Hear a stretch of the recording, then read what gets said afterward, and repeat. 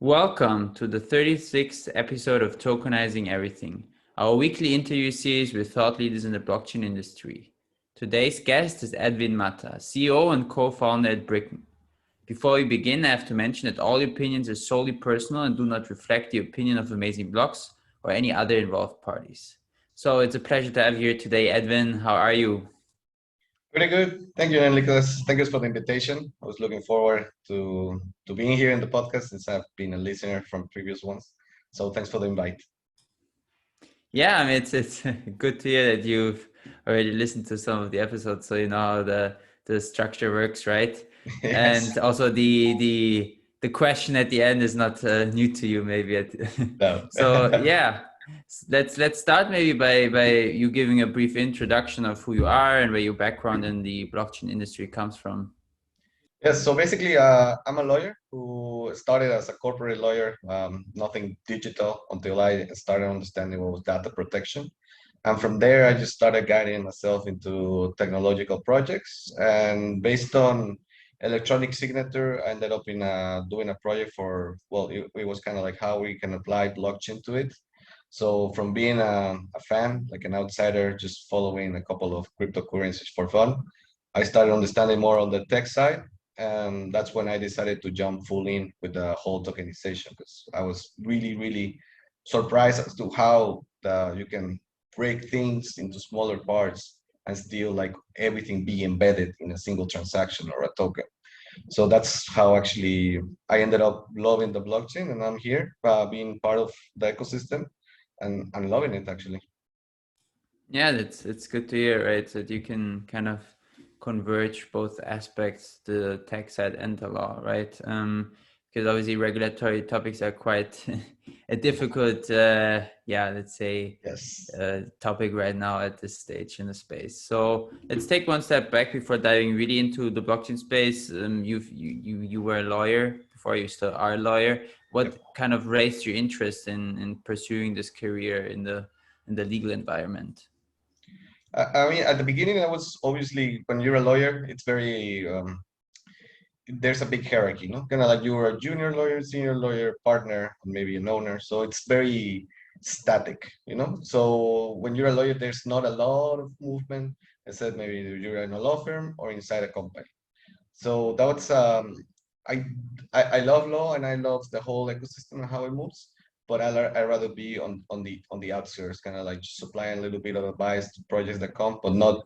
I don't think I'm ever gonna go back to that structure because I mean, in the end, when you start touching technology, also you start understanding other things. So it's kind of like everything is simpler with technology, and I mean, right now there's even new fields, new jobs, positions, and everything. But in the law wise, it's always kind of like very static still. And I mean, and in the end, we can understand how static is because we are the ones creating regulatory aspects or establishing how things can happen. And sometimes that field or that ecosystem does not know how to treat the new technologies or the new business models. And we try to be more reactive than preventive when I think it's the opposite, you know, kind of like we should be feeding allowing the whole technology to be running on a secure based that is legal. And I mean, and that's how I see it. I mean, that's the system right now. I think it's very diverged, and there's a big line in the middle that does not allow both worlds to be converging. It's slow and it's emerging. I mean, there are very good lawyers out there and very good law firms, but I think there's still a lot of work to do because let's say like not even half of the lawyers understand a single word of tech, and we use technology absolutely for everything. Yeah, that's absolutely true. And here it's going to be interesting to see how this whole legal tech sector kind of plays out in the future, because already there's projects also that focus on AI's kind of screening contracts and aspects like this. So I think there's a lot to come for the sector. So it's definitely good to be on the tech side of this industry, Definitely. right? Cool. In regards to the influence that blockchain in general and associated innovations such as smart contracts have on the legal environment, what do you see as the biggest impact on that side? Because some people feel like, okay, are smart contracts going to jettison lawyers, right? And aspects like this. There's also innovative tools such as open law, which I find quite interesting. So what Yes. is your take on how, the future of the, legal space will look like with technologies such as blockchain kind of disrupting it? I mean, definitely by far, just what smart contracts brought to the system was full-on automatization. No? I mean, but here it gets a little bit complex. When you have a contract, there's a lot of subjective clauses that you cannot automate or codify. So in the sense, lawyers are always going to be needed because that regulation or that aspects cannot be embedded in a code. I mean, at least not yet, because subjectively, we wouldn't even understand how to code it. So lawyers are always going to be needed. Smart contracts or technology is not going to supply until there's a artificial intelligence that understands how people think or feel or whatever. But until that point, there's always going to be a person that has to say, hey, these parties are looking forward to this relationship. We should code it like this. And then everything else that is objective or that has a number, or has a value, or has a correlation between point A and B, that can actually be coded into a smart contract. So in the end, everything that it's smart contract, automatizations or whatever, it's gonna help this ecosystem of legality. I mean, not just the lawyer, but even the regulatory aspects, the public administration. I mean, it's just a tool. I don't think it should be seen as that it's gonna become them. It's gonna help them become better.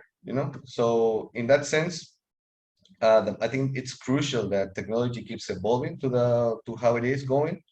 And I think now the barrier that has to be broken is how the user experiences, because lawyers, if not everybody is to the level of technology needing to understand a smart contract, then that's the pain, kind of like that's the added value that has to be brought by the blockchain.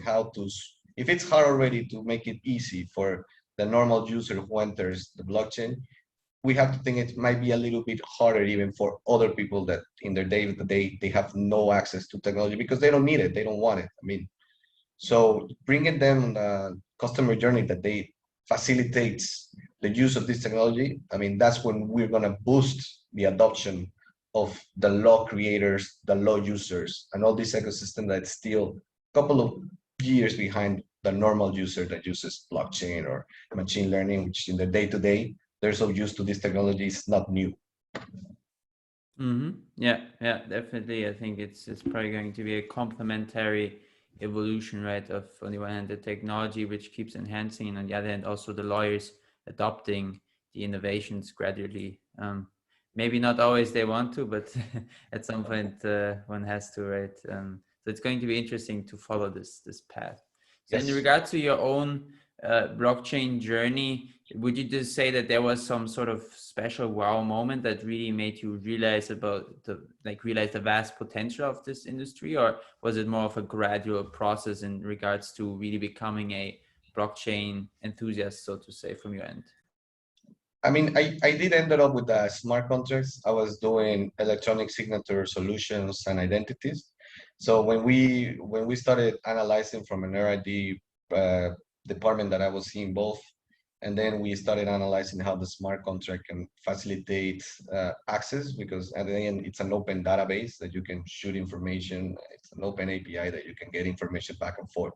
I mean, I was really surprised at how easy smart contracts can be because there's not a single data point entry. So with that in hand, I was very surprised as to how easy it can be. Like a single person can choose and decide what to show, when to show, who to show.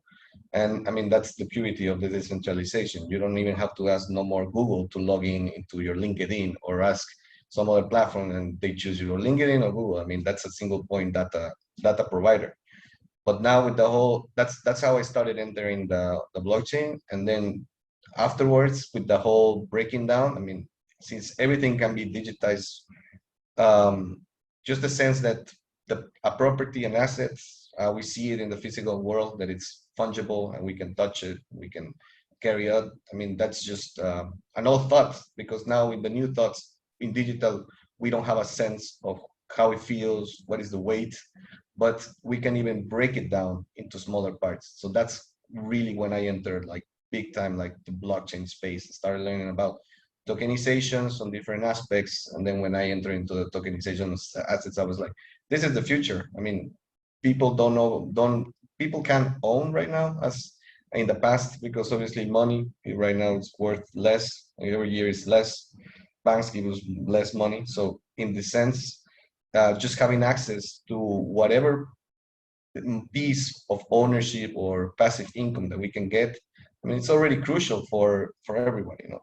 So in that sense, that's when I really entered, and I was like, I need to enter this space into organization and feel it from the inside. Kind of like when you're an outsider, you read and you understand what it's like the utopic kind of feel, like everybody's gonna become owner of everything, and the whole world's gonna just democratize itself. And I mean, yes, in some sense, but once you enter, you start understanding all the like the complexity. That's the journey that here in Bricken we're trying to do. Obviously, you in Amazing Blocks, it's kind of like we are starting a new field and we're starting a new possibility for everyone. And it's just now how we can make it easier and easier for everyone. You know? So in the end, it's also about the customer journey, the experience to mass adopt this new business model for everyone.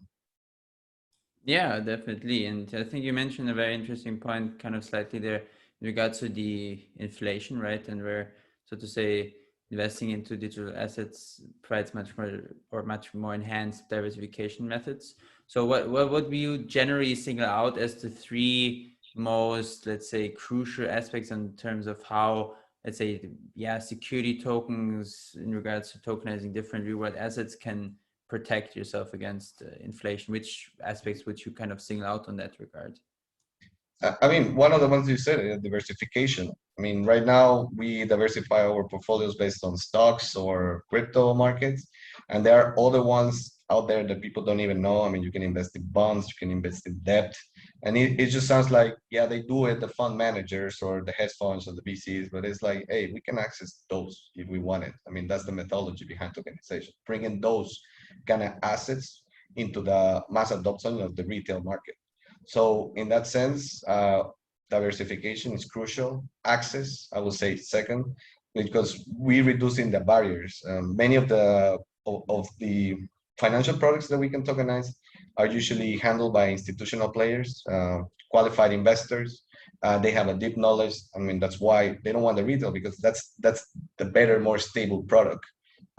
There's some riskier products. I would even call it stocks are risky. Crypto, we know, can be very fun, can be very stressful, but all those other products that are more stable with interest rates that are might not, you don't need to be a millionaire. You need to make yourself, like every year you're making money, passive money. So if you have a rentability of 5 to 10%, Jesus Christ, that's good.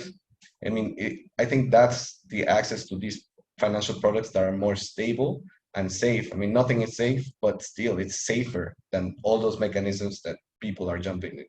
And in access, I would say information or possibility, you know, kind of like they all combine. But the third aspect is just being possible of being able to. I mean, that's a very interesting thought of mine, because that changes how people see investments. You know, kind of like if we see in the movies that only the suit guy is the one that used to go to Wall Street and sell stocks.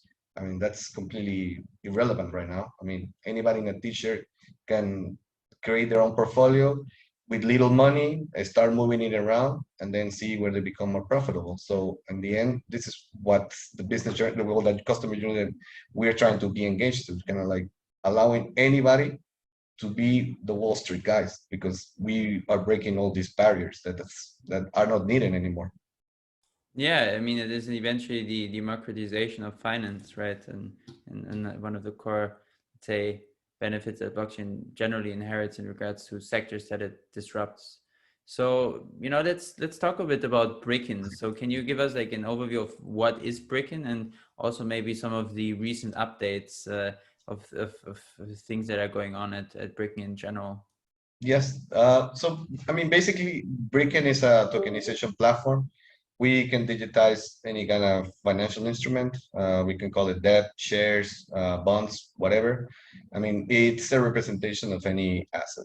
So in that sense, what we do is just digitize all these real physical assets, and then we bring them on chain. But before we bring them on chain, we break it down and then just allow people to invest in these new assets.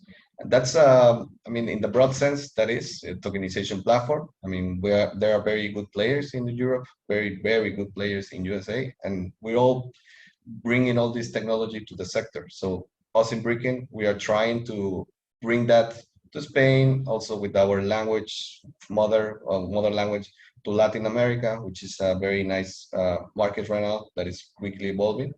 So in that sense, that's what we see as Bricken, just an enabler and a breaker. We enable investments and we break those assets so we can combine those things. So that, I mean, that's the vision behind Bricken. Mm-hmm. Okay, yeah, very interesting. And currently you are running on a private blockchain initially, but you're now in a transitionary phase in regards to developing a dApp, right? So could you maybe give us some insights as to what is going to happen on September 1st and you know, how this process so far has been for you guys? Yes, thank you. So basically, we started being centralized. I mean, we were managing the client on the 360. We were supplying the technology, the tokenomics, the legal, whatever, the 360. So we were acting more of a consultancy firm than a tech supplier. So our scaling up was getting complicated because we were doing like 1 to 2 months or even 3 months with some clients, kind of like tokenizing. That's not scalable. But we did see in the back the need for people to do it. It's just like right now they don't have the tools, or even they cannot access those tools. So we thought about doing the dApp, kind of like we are creating a protocol, and it's going to be a platform that anybody can just grab it, and then they can shoot their own STOs, and then we become a real tech supplier, which is our goal. I mean, I'm a lawyer, like, and when I started the podcast, I was saying I don't want to be a consultant like that. That's why I entered the tech, but I was getting pulled back with my team into that consultancy, and that's why we just want to break it and then say, hey guys, there is a tech that's going to run with this protocol, with the smart contracts, and it's going to allow you to do these things, and the regulatory is going to be embedded inside the protocol. It's going to be, let's say, the most safest thing how I've used an issue an STO. There are still some things that you have to see on your side, but I don't have to be involved. I don't want to be the intermediary. So that's the vision behind what we call inside Bricken 2.0, which is a completely decentralized protocol. And the protocol itself, kind of like every blockchain protocol runs, Ethereum being one, of course. We have developed a utility token that's going to be paying the protocol to be able to shoot the STOs. And again, that token itself, being a utility, has embedded some other technicality and legality that's going to help us create this environment of a person, let's say, call it Chile. It's going to grab the protocol itself and be able to shoot their own STOs without having to rely on Bricken or what we call the centralized. So we ended up entering the system too centralized, and now we're fully engaging into a whole fully decentralized system where Bricken is just an open source. Okay, yeah, I mean, that's a very interesting and good journey, I think, that you're on. So props to you in regards to making this kind of transition. I think it's definitely going to have a lot of benefits. And then you will be fully running on Ethereum only, or do you also consider other, let's say, layer 2 solutions for the rollout in the future? Yes, I mean, in the beginning, we're going to run Ethereum. Our CTO, he is an Ethereum fan. Like, he don't talk about other protocols. He's just full on Ethereum. But we are obviously in the MVP phase, so it's going to be an Ethereum. We're well, I mean, there's a big right now buzz behind BNB. It's almost the same as Ethereum. It's cheaper. I have some. I think it's a little bit too centralized. So there's some weird things there, but we have to use it because in the end, if we want to fully be agnostic and don't tell the client how it has to be, we have to allow him for him to choose how it's gonna be. So right now, first matter of business is running on Ethereum. Next, probably Binance. And I'm pursuing some other, or we're going to try to pursue some other chains that I really think are more suitable for STOs. For example, I really like Tesos, an Algorand with the proof of stake. And I think just I mean, in the sense, blockchains has to be like, who's your tech provider, who's your mobile. I mean, you can Orange, Vodafone. I mean, it has to be all like, I'm gonna choose just one just because I like it, or it has 1% better, but in the end, it's almost the same. You're gonna be able to make a call. So in that sense, STOs is like, yeah, you have a preference, choose it, but the STO is gonna occur the same in every chain. Yeah, especially from a logic standpoint, right? So yeah, I fully agree with you. And in general, you know, fostering interoperability is really a key in the future. So Yes. let's you know, focus a bit also on the topic of Spain and tokenization. So what would you describe as kind of the currently most interesting, let's say, endeavors in general in Spain in regards to blockchain adoption and digital securities? I think Spain is passing through an evolution phase in the sense that they were quite restrictive as to establishing that every crypto related was something they didn't like, because we understood, I mean, 2017, the big crash, people left, but it was easy for the governments or institutions to say it is bad because a crash and it's a scam. You know, sometimes what you don't understand, it's easier just to neglect. But in that sense, right now, I think they're pursuing knowledge. They're trying to have these initiatives to get certain information from the providers. They created a Spanish sandbox. A lot of blockchain projects got inside, even tokenization. And in that sense, I think they're trying to understand what is happening, because they finally came to know that it's an unstoppable force. The countries around us are doing things way better than in Spain. I mean, we know, Liechtenstein. Ever since that conversation, I'm a fan completely. I mean, digitally native, you can create a company that is already tokenized from its incorporation. That's brutal. In Spain, you have to go through all these physical processes and physical barriers that it's not efficient. But also the Spanish government is understanding. Now they're going to change their now you can create they're pursuing that you can create a company digitally, that you don't even have to go to the notary. So in that sense, the digitalization process that they were scared of, just because the decision makers did not have access to this technology, or they didn't want to have access because they have other worries that I understand. I mean, Spain is a big country. Are they going to worry first of technology or the well-being of the citizens, because they have poverty and they have all these things that they are priorities? But now I think they are kind of understanding that both are combined. Kind of like, if you use tech, maybe some of these pains that you're trying to solve are going to solve by themselves. I mean, if you allow people to create companies in a matter of minutes, then we're going to allow people to create jobs, to go into looking for investments in Europe or outside. So the whole process from the institution, it's evolving. Are we slow? Yes, it's super slow. But every single step that we take in the right direction is going to allow us to engage into that fully digitalization journey for job creation, for company creation, for everything. So I think personally, I know a lot of people in Spain are not happy with it, but you have to take what you get, you know. And right now, I think we are getting in the good steps, and STOs are legal in Spain. That for me, it's already a huge step. Mm-hmm.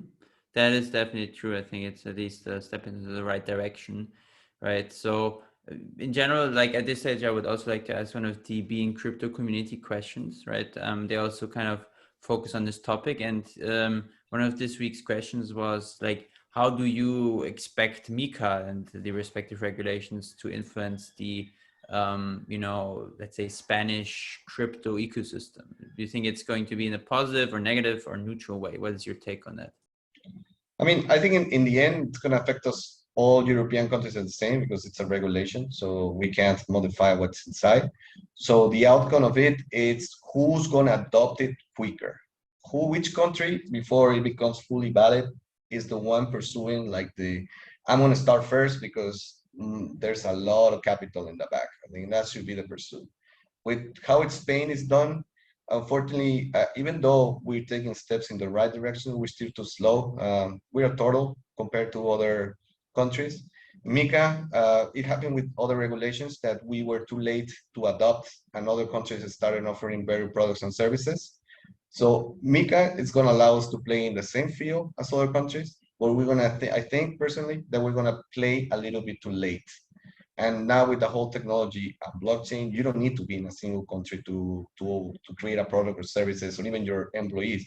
So in that sense, I think if we're not quick enough, we're gonna lose a big chance, because even though MiCA puts a lot of pressure on the crypto assets and everything, it's the first time that the government is acknowledging that crypto assets have a different kind of legal perspective, and that is huge. We don't have to play anymore on the ground. We can be outside in the sunshine saying, hey, I got crypto assets. This is how it's going to be played.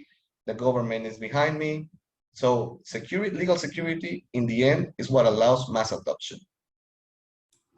That is absolutely true. And in regards to, maybe a question on the side here, in regards to MiCA, did you, when did, kind of creating the tokenomics for your the Bricken token, I hope that's the correct name, right? Did you consider MiCA? What were the kind of aspects along this path that you needed to consider to make this compliant utility token with MiCA? Yes, actually, we're putting a little bit of pain on not on our tokenomic sides, on our buyer sides. So our private sale is going to be whitelisted before through a KYC. Back in the day, you can do an ICO, and then in the internet, you just put your MetaMask and then you receive your coin, and that's it. Nobody has to know. But now, knowing what is coming in Europe, I think we're going to pursue that. Are we going to do stoppers? If somebody wants to buy your coin, they don't need to hide, kind of like, if I believe in the project, I'm going to pass the KYC because I still want to make a profit out of the coin, or I'm just going to use it for whatever. So we are slowing down maybe the private sale process, but in the end, we're also going to be able to talk with any regulatory, and if they issue I don't know, like, hey, an opinion, and say like, hey, a consultation to us, like, pass me all your buyers. I don't want to be in the middle and say like, yeah, I have no clue who my buyer is. And they'll be like, oh, AML. Do you know what's AML? And I'll be like, yeah, I'm packing my bags and running to Mexico because I just really run the system here. Yeah, definitely. I mean, it's there's a lot of aspects to look at. I think also one is that, what I heard from a tax advisor, to also just send the white paper to the regulators and then kind of, show that good faith Yeah. is important. But there's more like precautionary measures you can take, but there's not like a 100% degree of like security, I would say, right? I also experienced that with other utility token projects that I'm kind of consulting here and there on the side a bit, that also have some issues in these regards. So yeah, it's going to be interesting to see how this plays out in the future. But coming to the later stage of the conversation, maybe another question I would like to ask you is generally, what do you think will be the most, let's say, impactful tokenization use case, or the most interesting tokenization use case maybe for Spain in general, apart from the typical equity or bond tokenization use cases, which are probably going to be utilized, or also utility tokens, which are probably going to be around a lot, but maybe there's some niche use cases that you see for the Spanish market where it could really kind of make a difference? Yeah, so I'm gonna say real estate. I didn't want to say real estate because everybody's focused on real estate, but Spain, it's super heavily on real estate. Like one of the biggest crash was with real estate. So right now there's a lot of illiquid assets out there that are on hold because the sellers don't have access to the retail, and they can't start moving that. So I think every country has to look as to what is their biggest assets and what is their biggest illiquid assets. Well, that's what they should be tokenizing. So in the case of Spain, I don't want to say real estate because in the end it's the prime like tokenization example. But in Spain, it does make sense. I mean, there's so many buildings, so much infrastructure that it's not even right now exploited because even the creators ran out of money or they don't even know how to put it. So there's an opportunity there to bring the retail and see if they can start moving the ball again. It's not like they're gonna take down or tear down the buildings that they already built. So in that sense, real estate still pursuing. And in the other, also equity. Why? Because it's really hard to get money in Spain. The access to to loans, even if you want to go for a bank or subsidies, it's a hard process. And again, I mean, right now there's some crowdfunding platforms trying to engage with the Spanish ecosystem, but they it's not so well as, for example, Crowdcube in UK, where it's like just massive. One day and you have like millions on that shares.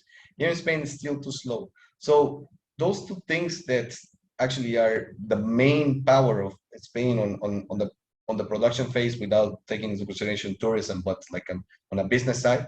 I mean, those things I think should be tokenized because it will allow all this retail pool to enter. And if not, it's going to be on hold, which is happening right now. We got frozen assets that I live in Barcelona. It's super packed, a lot of buildings, they keep building, but I'm already hearing kind of like problems in selling. And it's like, yeah, uh, we have to change the business model. One buyer, one seller, it's gonna die soon because we're like 6 billion people in the world, and we're trying to just focus on one buyer. So that I think those things might change soon. I'm hoping for, of course, obviously. Yeah, yeah, definitely. I think real estate is definitely one of the most suspicious use cases in general, right? So yeah, a good example at that point. So coming to the end of today's conversation, there's as already expected, the final question I have for you, and obviously it is surprise, surprise. Where do you see blockchain in 10 years from now? Yes. So people in the blockchain, please don't kill me. I think in 10 years, we're not gonna talk anymore about blockchain. Why is that? Because it just became natural. We're not gonna say, oh, this runs on blockchain. Oh, they have blockchain project. It's gonna be, I have a project and it's running on new other technology, quantum. But blockchain is gonna Mm. be already embedded. So I'm hoping that the conversation or specialization, kind of like I'm into blockchain in 10 years from now, people are gonna say like, oh, these guys are talking like the 56K modem connection. Kind of like it's old school.